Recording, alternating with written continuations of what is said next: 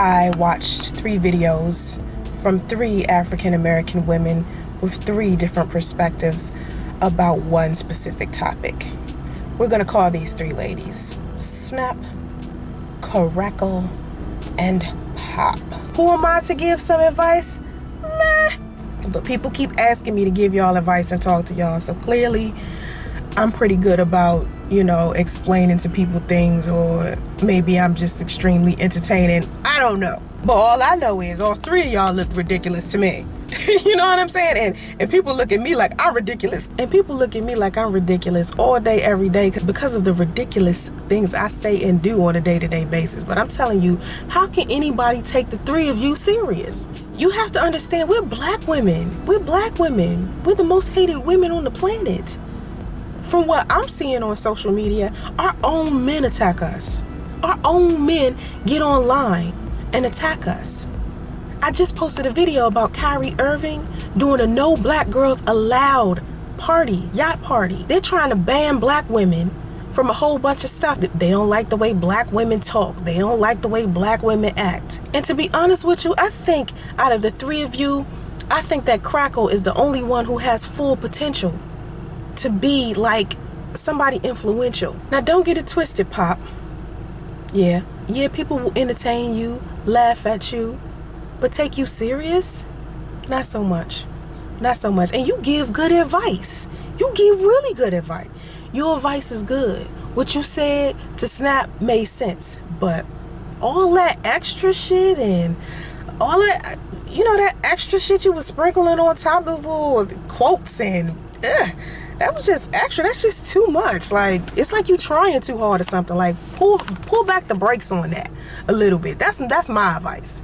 You could still be funny, but pull back the brakes on that. It's like you trying too hard or something.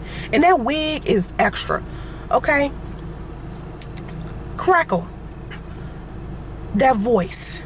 Okay? That voice, I don't know. I'm just never going to like that voice. That doesn't mean that other people won't like it. But what I think about you is that I think you need to think before you do a video. Like, I think you need to thoroughly think of some key points in your mind first before you do a video, because once you think of those key points, you can just spit them out when you're talking. Like, you are very choppy when you do your videos, and I think if you spoke a little clearer or just flowed a little better with your videos, you would get more people to watch you.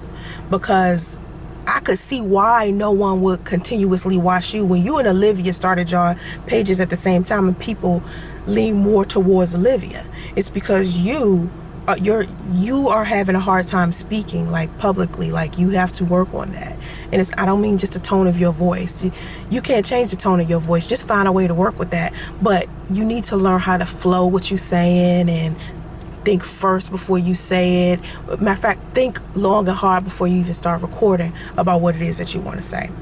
Snap, girl, all your videos are a trip. It's nothing wrong with telling your personal stories if you're trying to teach a lesson, but if you just on Facebook or YouTube or social media just telling your business to people, that's gonna look crazy. And you say you don't care what people think. Well, what are you making the videos for? What's the purpose of the videos? Are you making the videos to, help other people? Are you making the videos to get some advice? Are you telling the stories just to shock and awe people? I mean, what is the point of you being on YouTube? What is the point of you making all of these videos? Like, that's my thing. Because everybody who has a YouTube channel, if you don't have a purpose for your channel, people aren't gonna cling on to your channel. Me, I teach lessons all the time. I tell my stories, no matter how outrageous they are, I have a lesson attached to it. Olivia, if you're going to be telling your stories and you're going to be talking about how you suck some dude's dick in your parents' driveway, make sure that you have a purpose to why you're telling this story.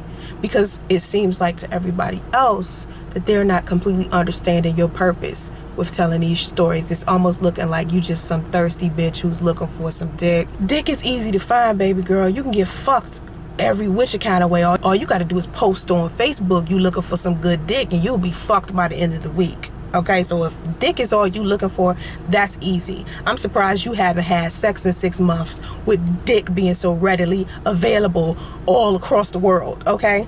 So I don't even know why you even having a problem with that. I don't even know why that's the only thing you concerned about. You don't have to date a virgin. Just don't lead the man on. You're leading the man on to believe that you guys could grow, so he's going to start investing his time and his money into you. And it just makes you a piece of shit ass bitch if you sit up here and you use this man for his money or his time. You just a piece of shit ass black woman that everybody complains about. You are the prime example of that shit right now. And if that's not who you are, because you're 22, you got time to turn this ship around, boo. You need to turn this ship around, like straight immediately, before you get known for being the girl that you're portraying yourself to be right now. Because the girl that you're portraying yourself to be right now, you gonna get stuck in that little cycle. And once you get stuck in that little box of that's the type of girl you are, it's gonna be hard for you to get out, baby girl. So my suggestion to you is to rethink what you want to do with your channel, business and marketing wise. If you're really taking your YouTube channel serious, I suggest you really start reading a fucking book, maybe a self-help book, maybe a business book, maybe a marketing book or a social media book, and you figure this shit out. Because right now what you're doing with your channel, yeah, it's a little gimmick, but you're gonna get stuck in this box and it's gonna be hard to get you out of it. You're gonna start being a liability. And once you a liability, ain't nobody gonna want to fuck with you. You're not gonna be able to make any real money. You're not gonna be able to be a personality beyond YouTube. To me, anybody who's making YouTube videos, one would think that the reason why they're making them is so they can get off YouTube, not be on YouTube forever, but to make it into a whole nother level, reach a whole nother fan base and be something different. Child, if you keep doing this, if you keep doing this little thing that you're doing, you're never gonna be able to get out. You're never going to be able to get out and you're going to get trapped. It's just really hard to explain, but I really, really feel for you, sweetheart. I really, really do, because you just sound all the way lost. Like, I don't think your parents even had the birds and the bees fucking conversation with you. And if they did, they missed out on some tips. Like, you really need to learn how the game works. Like, seriously, because this dude, this virgin dude who is trying to be with you, do you know how many women out here want that guy? That's the prime guy everybody's wanting. And you have him and you're squandering your riches on some dick? Dick's easy to find. Oh my God, I can't with this. I can't. Fellas, please talk to this girl. Because y'all, listen, fellas, please talk to this girl. That's all I'm saying. They'll tell you, please talk to this girl.